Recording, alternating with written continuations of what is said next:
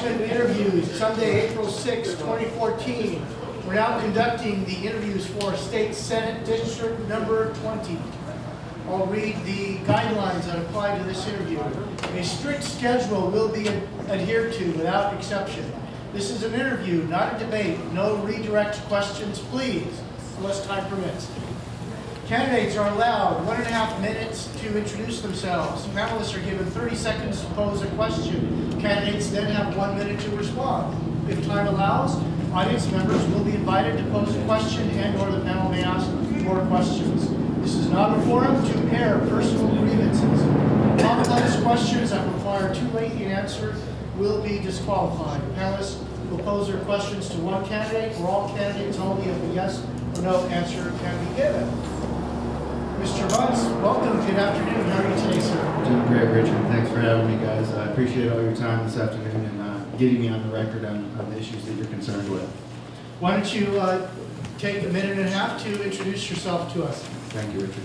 My name is Carl Bunce. I'm running for State Senate District 20 in the Republican primary. I am an IT professional. I'm a single father with an 8-year-old son, 3rd grade in the Clark County School District.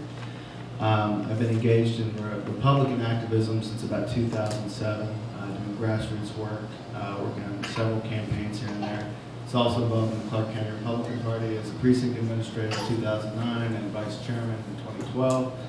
I'm running for state office because I want to help defend the individuals of Nevada from the bullies in government who are forcing taxation, things like Obamacare onto them. Basically reaching in their wallets and taking from them and shaking from them as much money as they can to finance unaccountable programs, whether it be in education, whether it be in public safety. There are things that are not held accountable because of the way budgeting is done, and I want to help correct that. Thank you. Thank you very much. We'll start with the panelists' question now. We'll go to Lily Babcock. All right, so Nevada is ranked near the bottom as far as education goes. So my question to you is, what legislation would you support or sponsor in order to improve education here as a whole? One of the major things that I want to help change here in Nevada is introduce more school choice. We have limited competition in education in Nevada. As we're free markets here in America, right? Why do we not have a free market in education? Why is it a monopoly in education where, just because my son lives at this address, these imaginary lines that some bureaucrats have drawn, that's where my kid must go to school. I want to introduce school choice, which would tie some financing, some public funding, since we give it to students anyway if they go to that imaginary lined school. Tie it to the child. So if there is a child out there, or a student, and a parent that needs some type of resource that's outside the scope of public schooling, they can go get that, whether it be language learning, whether it be some type of autism that child has. They can get that education or that resource they need without an extra burden on those children. Wealthy children have all the opportunity in the world. Their parents can choose to send them to any variety of public educational resource. It's the middle class and lower economic students that really don't have choice. They're being forced into this monopoly of education. There's no competition. Without competition, there's no innovation, and nothing ever changes. You see the public school district come every 2 years for more and more money. There's not been a public school district audited in Nevada since 2004, even though by state law in our S code, they're supposed to be audited every 6 years. So our legislators keep giving a pass every year with no outside eyes looking at how that funding is being spent. The state, as well as public education, gets down to zero-based budgeting. No more of this baseline budgeting where they say, we got this much last year, we need this much this year. They need to prove where they're spending their money on staffing, resources, and materials every year. And that will start to bring budget cuts. Things will start to be found where it's not really needed. I worked within the Clark County School District for 3.5 years. I saw a tremendous amount of waste, almost on a daily basis, especially at the end of the budget year. New staplers for everyone, new scissors for everyone, just because they had to spend that baseline budget because they were afraid they wouldn't get it next year. Things like that need to be corrected. There needs to be incentives given for people who can find savings in education, and those savings, where they need to be directed, is directly into the classroom. Teachers need a resource that they can then give teachers a checkbook of some sort, a certain amount of funding, where they can then determine what resources needed for my classroom, because every classroom is distinct and different. Thank you. Thank you for that 1 minute answer. That's right. Mr. Epperson. I took some of Roberson's time. It was a good answer though. What is your strategy for stimulating economic development? It's simple, but it seems complex to politicians. The more money you leave in the private sector, the better off your economy will be. We've done the exact opposite since the Great Recession, whatever you want to call it, 2008. Basically, when the economy suffers, the private economy suffers, government starts to suffer because tax revenues start to decrease. Our politicians did the exact opposite thing they needed to do. Instead of releasing less taxes or reducing taxes, leaving more money in the private economy, so more economic decisions can be made by individuals, and small business owners. They went and increased taxes with the sunset taxes that have been extended twice. They modified business taxes even more. They increased our registration fees in our cars. So they were taking more money because they were suffering. Government was suffering because our economy was suffering. They needed to do the opposite. Government needed to tighten its belt, take less in revenue, leave more in the economy so our economy can grow. And when our economy grows, government's not going to suffer anymore. Was government suffering in 2003, 2004, 2005? No, they were doing great. They were getting pay increases. They were going out, education system was going out and finding teachers around the country getting $2,000 signing bonuses if they come to Las Vegas. The government will do much better when our economy does better. And until politicians realize that in Carson City, and we tighten our belts in Carson City, our economy is going to remain in stagnation. Thank you very much. Ms. Kate? Hi, Mr. Bunce. Thank you for being here. I understand you work in the IT industry. Did you work in that capacity in the school district? Yeah, I did web development. I also worked in the technology department, did project management, things like that. What I mainly did in web development is we tried to identify things that were on paper that we can then put on the web to save money. One project we worked on saved over $250,000 a year, just getting a simple paper pushing process onto an online form. Okay. We did many things like that to try to cut costs. That's good to be, in a paperless environment. So I come from the IT industry myself in the Silicon Valley, and I really like what's happening in the downtown district there with Tony Shea, the redevelopment agency, and that whole initiative with all the 120 startups here. What is your plan to support that as far as companies coming in from different states? What kind of incentives do you plan on giving those businesses? Well, specifically, I don't want to give any specific business an incentive to be here. I want to give all businesses an incentive to be here. Of course. That means a low tax structure. That means a predictable business climate. Currently, we're suffering because our tax structure is not predictable for business to make large investments in Nevada. Tesla wants to build a battery factory somewhere, right? Mm-hmm. It's in Nevada has been in the mix, Arizona's been in the mix. They're uncomfortable in Nevada now because of things like the margin tax. They're on the ballot in November. But that's just not November. Every November there's some tax that someone's pushing to increase the taxable income here on Nevada businesses. No business owner in Nevada wants to expand or implement their business here because they're unsure of what that cost is going to be 4, 6, 8 years down the road. What we need to do is have a stable tax structure here, make it as low and as friendly as possible for any business to come here in Nevada. And government's worried about tax revenue. The more business we bring here, the more tax revenue. I don't want to increase taxes, I want more taxpayers. Thank you. Thank you. Mr. Charles? Mr. Charles? Do you have a plan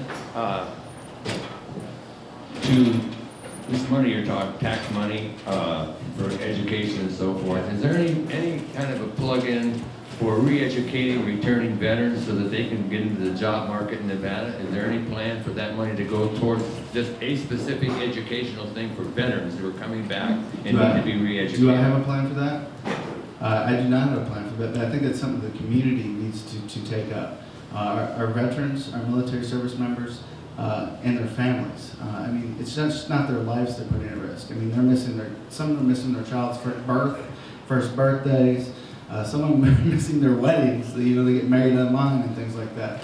So there's a lot of sacrifice that our military members do. And I think our community, needs to recognize that as a whole and start to contribute back to them as where and when they can. Community, organizations like Veterans in Politics does that. Those community organizations need to do that. Government needs to do it to keep taxes low for them, so when they do come back, that there are jobs here for them to get. Right now, we're suffering because we don't have those jobs to offer them, and they are highly skilled labor.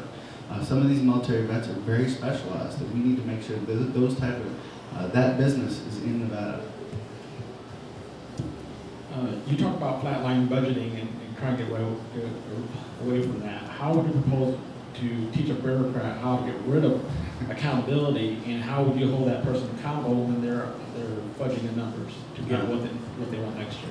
It's a long road. Kind of the theme of my campaign with my cards, putting Nevada on the road to responsible government. If you look at that road, it's awful long. But we have to get on that road.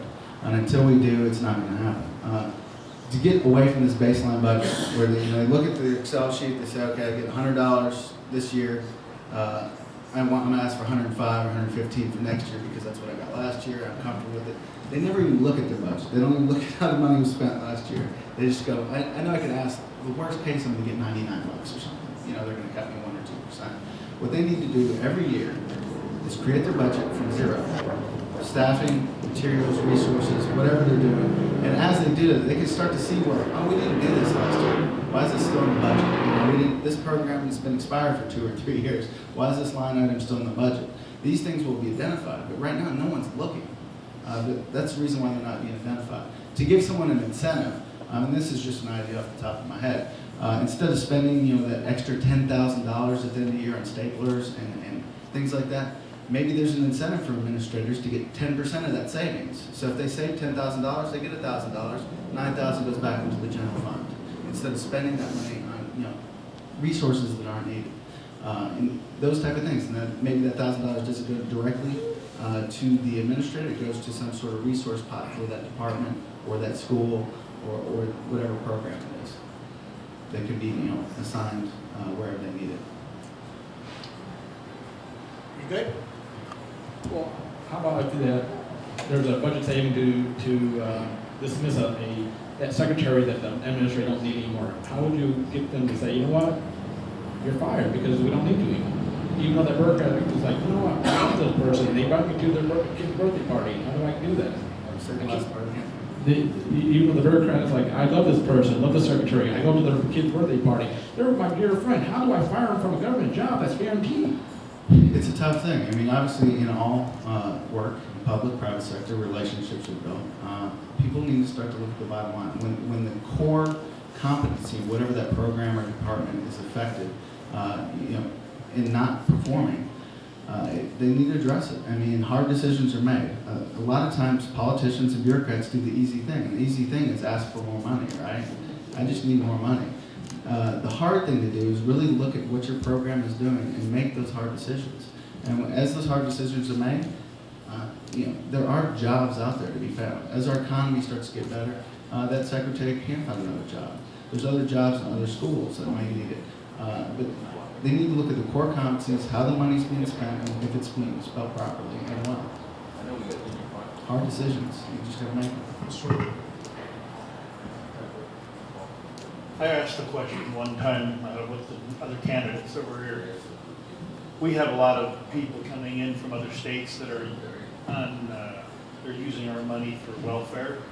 They're using our money for food stamps and using social programs to pay for their wants and their needs. For instance, I'll give you an issue that I'm concerned about, okay, because I see it being misused. I'd like to see how you would be able to change it, or what you would do to change it. Is there are a lot of families out there that have they're low-income families, all right, that need their children to come to school without breakfast. But I see there's a lot more children out there eating breakfast on the state's dollar than that deserve to be there. They don't need to be there because their parents make enough money to pay for their own. How would you change that? That's a tough one.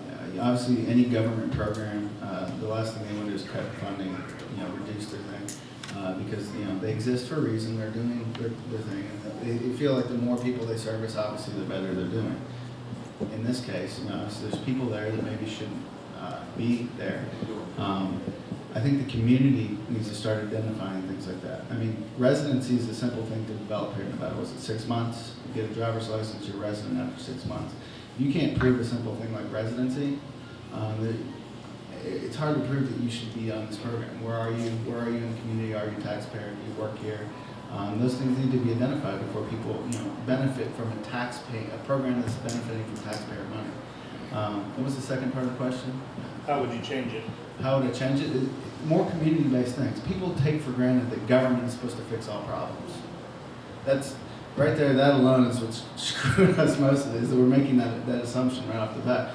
What happens to the community resources, the church resources, the things like that in the community that reach out to communities and say, we are offering this service? They exist here in Nevada. Whether they're used to full capacity or whether they're being used properly, I don't know. As a state legislator, I would tell people that government is not your answer for everything. If you're coming to us looking for answers, you're looking in the wrong place. Look to your community, identify those places where they can provide food, provide services, provide extra educational opportunities for individuals in our community. Okay, but again, you've got, you did a pretty good job answering that, okay, but what would you do to try to change, okay, the people that are sending their kids to school to eat breakfast when the parents are making enough money to feed their kids? It's like, just go eat the breakfast at school. It's a tough one. It really does come to community taking pride in what the state of Nevada is. Understanding what the resources are, how limited they are. A lot of people don't understand how limited our state resources are, how limited the taxpayers' funding is on certain programs, and there's a level of abuse there. Bringing people into the community, getting community leaders, church leaders together, talking about there are people that need this breakfast versus your child. You woke up late, send them there, and they're still getting a free breakfast or free lunch and things like that because you've filled out a certain form incorrectly. Maybe there's some perjury there. Maybe there's some lies there with some of the documentation they've done. Those things need to be addressed. And, maybe not in a punitive sense, but call somebody out. You're going to call somebody out and call them out on what they're doing, and either they're going to hide from it or they're going to continue to abuse it, or they're going to stop doing it. You got to give them. You got to at least call them out on it. Mr. Klessler. Ms. Broadway, you're next. I think that on your website you talk about school choice, accountable government, and small business needs, sustainability, and I think you've done a good job of referencing all those points today. My question would be, a lot of government comes down to wisdom. What do you think is the wisest decision that you've seen recently in Nevada when it comes to government? Because it's easy to sit and talk about every single problem that we have. Is there anything going on that you feel is going in the right direction or has been wise? Not in the past 6 years. It's been pretty tough. Ever since the recession hit, our government's done the exact opposite thing that it's supposed to do. It's targeted us for more revenue because it started hurting because our economy started to shrink, less tax revenue. They constantly went to what is the easiest thing we can do, raise more revenue, instead of how can we tighten our belt. If it's happened, I haven't seen it. It hasn't been publicized about where government has tightened its belt.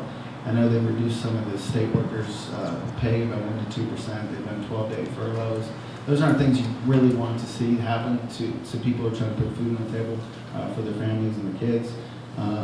But those are places where they've tightened the belt, and you need to do that because you can't keep going to the people. Because the more we go to the people, the more economy is going to suffer. The longer this is going to last. The Great Depression didn't last. It lasted for all this time because government went in, took money from the private sector and used it for public projects and things like that, and never developed a robust, private economy.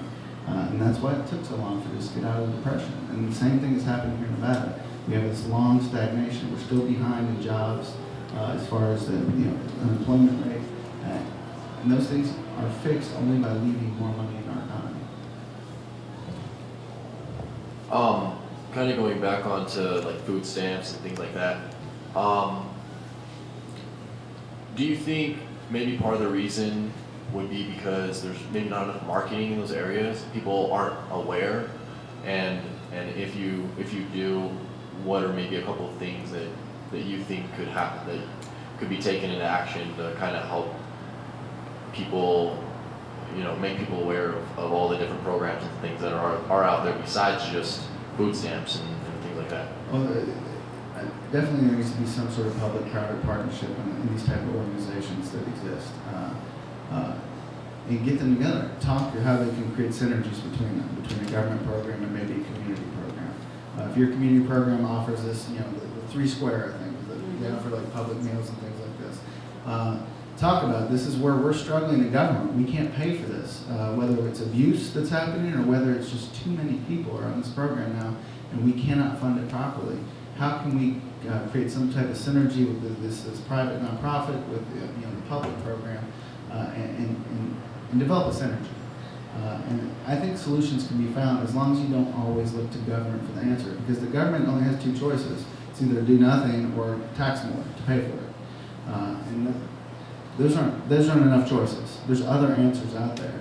And I think the community, nonprofits, and a public kind of partnership can solve some of these issues. I met a young lady from Texas who is actually helping people get off welfare. She's doing it through a faith-based organization. She's doing job training. She's doing family, educating the family, talking about how, talking about economics and things like that, filling in the gaps in these people's lives that they've missed, which got them on this program to start with. And it's successful, and she's being attacked by local city councils for getting people off of welfare. They're attacking her because it's a faith-based organization. But she's making people, the first time someone gets a check, when it's, most people on social programs, there's a cost risk benefit kind of. Say you're getting $50 a week. If I get a job, I'm going to make $60 a week. It's not worth $10 for me to, go out and get that job. What they're doing is teaching them that it is worth it. You're becoming a productive member of society. And the first time they get that check, when they go to work and they get more than what they got from the government check, she said that, it's elation, people breaking into tears and things, that they're self-sufficient, that they don't need, they're no longer dependent on government. And those type of programs, I think, would be beneficial here in Nevada as well as many other states. We had another question over here, Mr. Custer.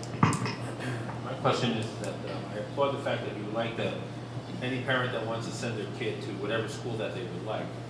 It's a nice thought, but reality would be is that there's only certain schools in Las Vegas that are top quality schools. Mm-hmm. If I lived in the Northwest and there was the top school was in Henderson and I'm willing to drive them to there would be like 10,000 kids in that one school and there would be nobody else in the Northwest to go to school for. So how would you? It's a long road. How would you, try to even out so that, And it wouldn't just be public schools. I mean, obviously, currently there are very limited amount of charter schools. That's because there's no market for any other educational institution. There are some private schools. Again, wealthy students have the opportunity to go to those private schools. If we give some type of funding, some type of voucher program, some type of public funding along with, I'm not saying everything, I'm not saying all money, the public funding should go completely to the student, but it gives a parent a choice. Let's say if it's $1,000 a month for me to send my kid to Challenger School, and I can't afford that, but if some of that public funding that would have went with my student to my public school I'm zoned for, 25-30%, brings my cost down to $600 per month. I can afford that as a parent, as a middle class, labor with a kid that I can afford that to put them into that private school. And over time, not right now, not the first couple of years, more of those institutions will start to develop and create competition in education, which will create innovation. Public schools will get better because they'll start to see the way these private schools are drawing kids to them. So what are these private schools? Why are we losing kids to this particular program? And, the copy. It's what it works. And it'll innovate in our education altogether. If you look at other school districts, one of the things I think pains us in Nevada is we have 17 public school districts. It's a very small number. Not a lot of innovation happens there. If you look at other states, there's hundreds of school districts. I'm not saying that's the first action I would take as a state legislator to try to break up the county monopolies in public education, but it's a direction to look at how can we create more choice. Because it's not about money, it's about choice in education. If you have more choice, you're going to do better over the long run. And it's a long road, but you have to get on it. Because right now it's not working. Monopoly of public education is not working. I think we have time for one more question, and Lily Babcock had one for you. So do you believe that less regulation will make for a stronger, more accountable, robust economy here in Southern Nevada? It depends on the business sector. Obviously, less regulation gives people more flexibility to innovate. What I believe government is for is to protect us from other individuals, groups, and government itself. So if there is some entity, some business out there that is causing harm, government does need to take a look at it, whether it be through a regulation, whether it's through just making a public notice that, ABC Corporation is doing this and it's harming individuals in this way. First, before regulations are really looked into, I've seen many private sector corporations take account for their actions once they're called on it, before regulations are instituted. So you do distinction between taxes for, let's say, a corporation and a small business. Do you Yeah. make a distinction? Do you think that they should be taxed the same? I think our tax code needs to be as uniform as possible, with no special favors given to anyone based upon what they're doing, what they've done, or who they know. So you say a flat tax? It's not necessarily a flat tax, but it needs to be a very level playing field as far as taxation. The fact that we fine companies for hiring people right now, that's a bad thing, especially when we're so far behind in jobs. Those things need to be looked at where it doesn't cost you more to put more people on your payroll, which discourages hiring. We need to really look at that as a state and say, why are we discouraging our small business owners, whether they be Amazons or whether they be mom and pop shops, from hiring people because they're going to have to give us more funding. It just needs to be lower and more level. No targeting, no special favors for solar companies, no special favors for NV Energy, things like that. If you're in business, you have a stable, predictable business climate here in Nevada. Come here, hire people, and it's going to remain that way for years to come. And that's the promise I want to give to business owners here in Nevada. Wouldn't it be a good idea then, the big companies that outsource, to fine them for outsourcing and then reward them for hiring locals? Wouldn't that be a nice, I think you know what I'm saying? I think that's an educational opportunity. We need to educate companies that the fact that you're outsourcing your jobs, you're taking money out of our local economy, you're sending it. Whether it works anywhere, whether it's sent to India, Asia, whatever, whether we send money to Wall Street, we're taking money out of Nevada, right?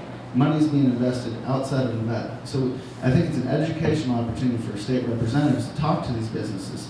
Okay, the more jobs you hire locally, that means our economy's going to pick up. That means more people are going to come to Nevada, which means you make more money over But they time. don't look at that. They look at the bottom line because they have stockholders. It's an wouldn't it educational be- opportunity. As far as using the force of government to force a business to do No, something. not force. Yeah. Reward and punish. Uh, Punish for outsourcing and reward them for hiring locals. I mean, why is that? It's a simple concept. Yeah, but the way I view government, force. If government is force and we're using force, whether it be dangling a carrot or hitting with a stick, I think that's an improper use of government. I think we can use it as an educational opportunity about how our economy benefits and how your business will benefit overall, how much happier your employees will be and things like that, to entice them to hire locally. And they will see the benefit as our economy becomes more robust. But government is daddy right now. They want to be in everything. They're in our friggin', I think, they're in our medical stuff right now. yeah, we've got to So- reverse that trend. We have to work hard to reverse that trend, and it starts by not asking for carrots and sticks for certain things. Because when we do ask them for that, they think they can do that. And that, oh, we did that for this, and now we can punish for this, and now we can reward for this. We'll just take control of this healthcare, no big deal. We give them the idea that they have this power, and they don't. I think we're out of time, but we really appreciate you coming, Mr. Bunce, to come talk Thank to you. us. Thank you very much.